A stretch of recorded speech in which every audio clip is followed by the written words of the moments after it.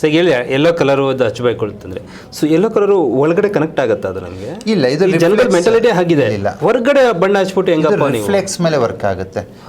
Spleen ರಿಫ್ಲೆಕ್ಸಿಗೆ ಎಲ್ಲೋ ಹಾಕಿದಾಗ ಇಲ್ಲಿ ಹಾಕಿದಾಗ ಸೇಮ್ ಇಲ್ಲೇ ರಿಫ್ಲೆಕ್ಸ್ ಇರುತ್ತೆ. ಇದು ಆರ್ಟ್ ಕೆಳಗಡೆ ಸ್ಪ್ಲೀನ್, ಇದು ದೇಹದ ರಿಫ್ಲೆಕ್ಸ್ ಅಲ್ಲಿ ಇದು ತಲೆ, ಇದು ಎದೆ ಭಾಗ, ಇದು ಆರ್ಟ್, ಇದು ಲಂಗ್ಸ್, ಇದು ಕೆಳಗಡೆ ಸ್ಪ್ಲೀನ್. ಸೊ ಈ ಸ್ಪ್ಲೀನಿಗೆ ನೀವು ಯೆಲ್ಲೋ ಕಲರ್ ಹಾಕಿದಾಗ ಸ್ಪ್ಲೀನಲ್ಲಿ ಹ್ಯೂಮಿಡಿಟಿ ಮಾಯಿಶ್ಚರ್ ಜಾಸ್ತಿ ಆಗುತ್ತೆ. ಏನು ಜಾಸ್ತಿ ಆಗುತ್ತೆ? ಓಕೆ, ಮಾಯಿಶ್ಚರ್ ಜಾಸ್ತಿ ಆಗುತ್ತೆ. ಮಾಯಿಶ್ಚರ್ ತಾಕತ್ ಸ್ವಲ್ಪ ಇಂಪ್ರೂವ್ ಆಗುತ್ತೆ. ಅಂದರೆ ಜಸ್ಟ್ ನಿಮ್ಮ ದೇಹನ ಅರ್ಥ ಮಾಡ್ಕೊಳ್ಳೋದು ನಿಮಗೆ ಕಷ್ಟ ಆಗ್ಬೋದು. ಅದಕ್ಕೆ ನಾನು ಎಲ್ಲ ಕ್ಲಾಸಲ್ಲಿ ಪ್ರಕೃತಿ ಜೊತೆ ಹೋಲಿಕೆ ಮಾಡ್ತೀನಿ. ಭೂಮಿ ತುಂಬ ಒಣಗಿತ್ತು ಅಂದ್ಕೊಳ್ಳಿ, ಆ ನ್ಯೂಟ್ರಿಷನ್ಸ್ ಹೀರ್ಕೊಳ್ಳುತ್ತಾ? ಇಲ್ಲ. ತುಂಬ ಒದ್ದೆ ಆಗಿದ್ರೆ ಅದು ಆಗಲ್ಲ.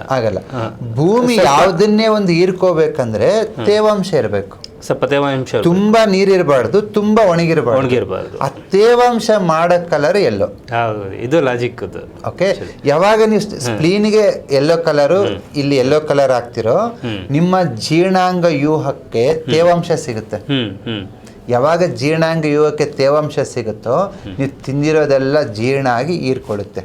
ಮಣ್ಣಿನಲ್ಲಿ ಒಂದು ಗೊಬ್ಬರ ಆದರೆ ಒಂದು ಬೀಜ ಹಾಕಿದ್ರೆ ಹೀರ್ಕೊಳ್ಳುತ್ತೆ, ಅದೇ ಥರ ನಿಮ್ಮ ದೇಹ ಹೀರ್ಕೊಳ್ಳುತ್ತೆ. ಎಸ್.